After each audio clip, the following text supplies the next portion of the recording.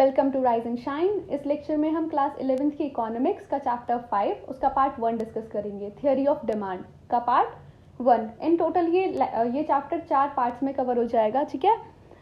इस लेक्चर में हम डिमांड कर्व और डिमांड स्केड्यूल देखेंगे कि डिमांड स्केड्यूल या कर्व कितने तरह का होता है, इंडिविजुअल और मार्केट, ठीक है। ये सभी चीज़ें डिस्कस करेंगे। स्टार्ट करते हैं।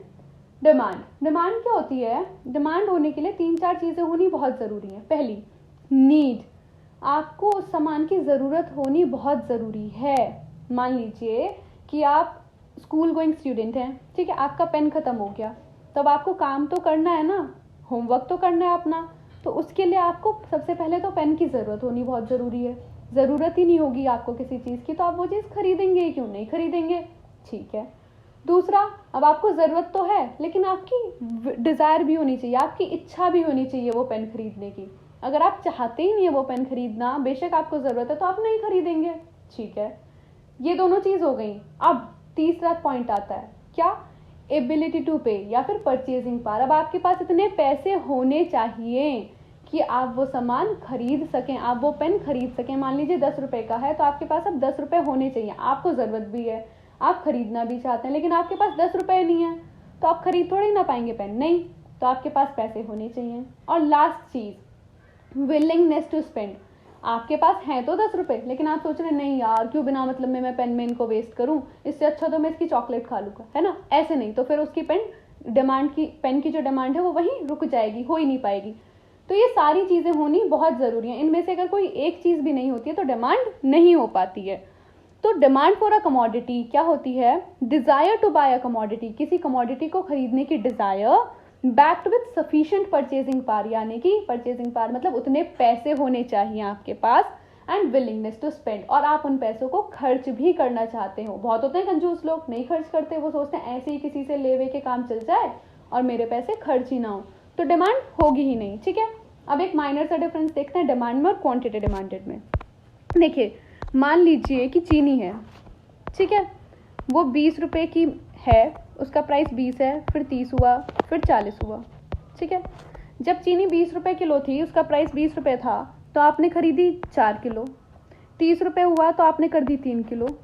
40 रुपये हुआ तो आपने कर दी 2 किलो। तो ये अलग अलग रेट्स पे जो अलग अलग क्वांटिटी खरीदी जा रही है ना, अलग अलग रेट पे अलग अलग क्वांटिटी खरीदी जा रही है, यही होती है डिमांड, ठीक है। अब क्वांटिटी डिमांडेड क्या होती है? ये जब 30 रुपये का रेट था, आपने 30 रुपये में 3 किलो खरीदी चीनी, ठीक है, 3 क्वांटिटी डिमांड करी, तो यही होती है क्वांटिटी डिमांडेड। क्या? किसी एक स्पेसिफिक प्राइस पे जब कोई स्पेसिफिक क्वांटिटी डिमांड की जाती है, दैट इज क्वांटिटी डिमांडेड, ठीक है।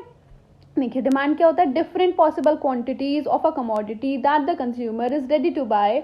अलग अलग पॉसिबल क्वांटिटीज किसी कमोडिटी की जो कंज्यूमर खरीदने के लिए तैयार है, at different possible prices of that commodity, उसके अलग अलग रेट्स पे जो अलग अलग क्वांटिटीज एक कंज्यूमर खरीदने के लिए तैयार है, वो होता है डिमांड। अब क्वांटिटी डिमांडेड क्या होता है? Specific quantity to be purchased against a specific price of the commodity. जो हमने अभी देखा, किसी एक स्पेसिफिक प्राइस पे उस कमोडिटी की जो एक स्पेसिफिक डिमांड है, स्पेसिफिक क्वांटिटी जो हमने ली है, वो होता है क्वांटिटी डिमांडेड। चलिए अब स्केड्यूल देख लेते हैं, डिमांड स्केड्यूल और डिमांड कर्व, इंडिविजुअल में भी और मार्केट में भी। सबसे पहले डिमांड स्केड्यूल होता क्या है?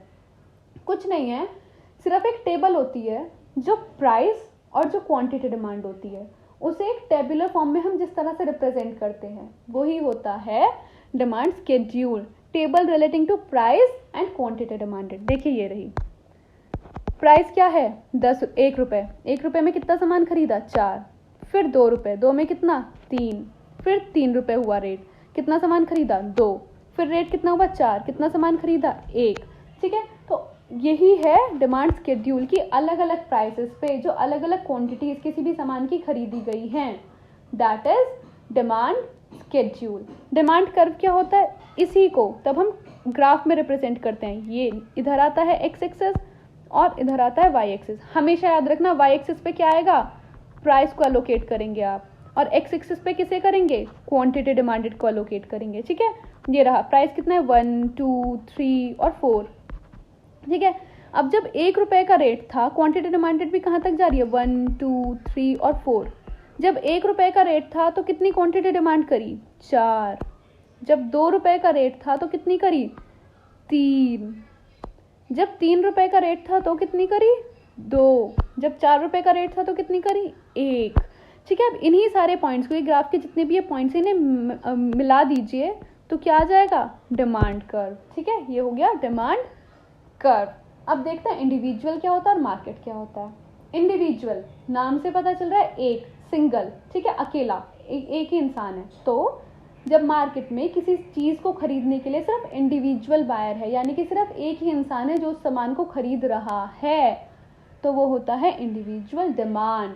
इंडिविजुअल डिमांड स्केड्यूल क्या हो गया? वही कि अलग अलग रेट्स पे जो एक इंडिविजुअल उस सामान की अलग अलग क्वांटिटीज परचेज कर रहा है, वही हो गया इंडिविजुअल डिमांड स्केड्यूल। ये जो हमने बनाया कि मान लीजिए कोई चॉकलेट है, उसका रेट 10 रुपये है, तो 10 रुपये में उसने 4 चॉकलेट खरीदी। 20 रुपये है तो 3 चॉकलेट खरीदी।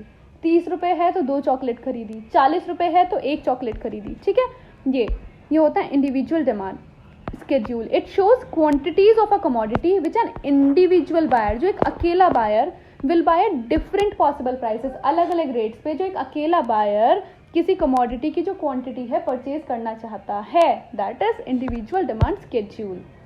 अब मार्केट डिमांड स्केड्यूल क्या होता है? अब देखिए, ऐसा तो है नहीं कि उस चॉकलेट को सिर्फ आप ही खरीदेंगे, ये तो बिल्कुल इलॉजिकल सी सिचुएशन है ना, होता ही नहीं है। मार्केट में जब भी आप कोई सामान लेने जाते हैं, हमेशा किसी भी सामान को खरीदने के लिए बहुत सारे लोग होते हैं, एक इंसान तो होता नहीं है कि सिर्फ एक ही खरीदेगा। तो यही होता है कि जितने भी लोग, मान लीजिए कि चीनी है वो 30 रुपए किलो से बिक रही थी, तो 30 रुपए पे आपने कितनी किलो खरीदी? 3 किलो खरीदी। आपके पड़ोसी ने कितनी खरीदी? 4 किलो खरीदी। मान लीजिए दुकान पे उस टाइम पे और भी बहुत सारे कस्टमर्स आए हुए थे, तो अलग अलग कस्टमर अलग अलग क्वांटिटी परचेज करके गया। किसी ने 1 किलो खरीदी, किसी ने 5 किलो खरीदी, किसी ने 10 किलो खरीदी। ठीक है, तो यही होता है कि जो किसी भी क्वांटिटी को अलग अलग रेट्स पे, जो अलग अलग क्वांटिटीज अलग अलग बायर्स लेते हैं, वही होता है मार्केट डिमांड स्केड्यूल। क्या हुआ? It shows different quantities of a commodity, अलग अलग क्वांटिटी, कितने kilo? 10 kilo, 20 kilo, 3 kilo, 4 kilo, 5 kilo, that all the buyers या कंज्यूमर्स, जितने भी बायर्स हैं, जितने भी कंज्यूमर्स हैं जो उस सामान को खरीदने वाले हैं, in the market are ready to buy, खरीदने के लिए तैयार हैं, एट डिफरेंट पॉसिबल प्राइसेस। 30 रुपये पे कितना खरीद रहे हैं? ठीक है, मान लीजिए 30 रुपये पे आपने खरीदी 4 किलो, आपके पड़ोसी ने खरीदी 3 किलो, फिर रेट बढ़ गया 40, आपने कितनी कर दी? 3 किलो, आपके पड़ोसी ने कितनी कर दी? 2 किलो, फिर रेट बढ़ गया 50 रुपये किलो, आपने खरीदी सिर्फ 2 किलो और आपके पड़ोसी ने खरीदी 1 किलो। तो यही कि कैसे अलग अलग रेट्स पे अलग अलग कंज्यूमर अलग अलग क्वांटिटी डिमांड कर रहे हैं, वो होता है मार्केट डिमांड स्केड्यूल। इसी को तब हम टेबल में रिप्रेजेंट करते हैं, हो गया स्केड्यूल। अब एक इंपॉर्टेंट चीज, चाहे वो इंडिविजुअल हो चाहे वो मार्केट हो, दोनों में ही इनवर्स रिलेशनशिप होता है। किस किस में? Between price and quantity demanded. देखो, हमने देखा ना, जैसे जैसे रेट बढ़ा वैसे वैसे जो डिमांड है वो कम हो गई। ठीक है, चाहे वो इंडिविजुअल खरीद रहा था चाहे वो मार्केट में सब लोग खरीद रहे हैं, अगर रेट बढ़ेंगे तो वो सामान खरीदना कम कर देंगे। ये होता है इनवर्स रिलेशनशिप। ठीक है, अब इसको स्केड्यूल में देखते हैं, टैबुलर फॉर्म में देखते हैं। ये था कंज्यूमर ए, मान लीजिए ये है आप। जब सामान 1 रुपए का था आपने 4 खरीदा, 2 का था आपने 3 खरीदा, 3 का था आपने 2 खरीदा और 4 का था तो आपने 1 ही खरीदा। ये है आपका पड़ोसी। जब 1 रुपए का था उसने 5 सामान खरीदा, 2 रुपए का था उसने 4 खरीदा, 3 का था उसने 3 खरीदा और 4 का था तो उसने 2 खरीदा। इसी तरह से और भी बहुत सारे बायर्स होते हैं, C D E F G, N number of buyers हैं। उन सभी को हम क्या करते हैं? ऐड कर देते हैं। ठीक है, उन सभी को हम क्या करते हैं? ऐड कर देंगे मार्केट डिमांड निकालने के लिए कि आपने कितनी खरीदी, आपके पड़ोसी ने कितनी खरीदी और सब लोगों ने कितनी खरीदी। इसमें हम 2 का ही एग्जाम्पल लेके चल रहे हैं, तो कितना हुआ? आपकी और आपके पड़ोसी की मिला के कितनी हो गई? 9। तो 1 रुपए पे मार्केट की जो टोटल डिमांड आई वो कितनी हो गई? 9। 2 रुपए पे कितनी आ गई? 7। 3 रुपए पे कितनी आई? 5। 4 रुपए पे कितनी आई? 3। ये हो गया मार्केट डिमांड का स्केड्यूल। और ये हो गया इंडिविजुअल डिमांड का स्केड्यूल, जहाँ पे सिर्फ एक ही बायर था। ठीक है, अब इसी को कर्व में देखते हैं। कर्व क्या होता है? इन्हीं पॉइंट्स को तब हम ग्राफ में प्लॉट करते हैं। सिंपल, क्या हो जाएगा? कर्व मैंने आपको पहले भी लास्ट स्लाइड में बना के दिखाया ना किस तरह से होता है। वाई एक्सिस पे क्या लेंगे? प्राइस, एक्स एक्सिस पे क्या लेंगे, क्वांटिटी, क्या है प्राइस 1 2 3 4, जो भी प्राइसेस होंगे आप उन्हें प्लॉट करेंगे।